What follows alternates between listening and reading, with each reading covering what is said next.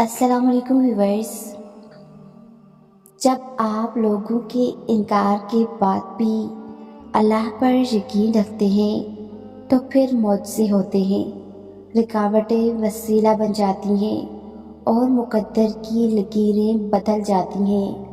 لوگوں کی ان باتوں پہ دھیان نہ دیں جو آپ کو ناامید کرتی ہیں، بلکہ اپنے رب پر بھروسہ رکھیں جو ہر چیز کو ممکن کرنے پہ قادر ہے۔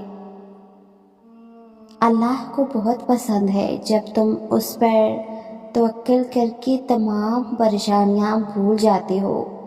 یقین کرو وہ پھر نوازنے میں زیادہ دیر نہیں کرتا، کیونکہ وہ اپنے بندے کو تڑپتا ہوا نہیں دیکھ سکتا۔ جب تم اس کی چاہت کو اپنی چاہت بنا لیتے ہو، پھر ایک وقت آتا ہے وہ تمہیں تمہاری چاہت سے ملوا دیتا ہے۔ تہجد کا سجدہ کوئی عام سجدہ نہیں ہے، اس تک پہنچ جانا کوئی عام بات نہیں ہے۔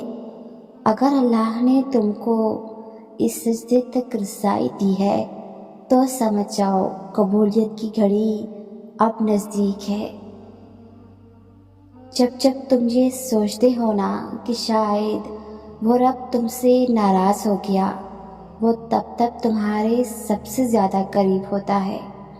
وہ اپنی ناراضی کا خیال لاٹ سے لاتا ہے اور اپنے بندے کے دل میں، تاکہ اس کا بندہ بھاگ کر اپنے رب کی بارگاہ میں حاضر ہو جائے اور اسے اپنی ساری باتیں بیان کر دے۔ وہ تمہیں تم سے زیادہ چاہتا ہے، اس کی محبت سے مایوس نہ ہوا کرو۔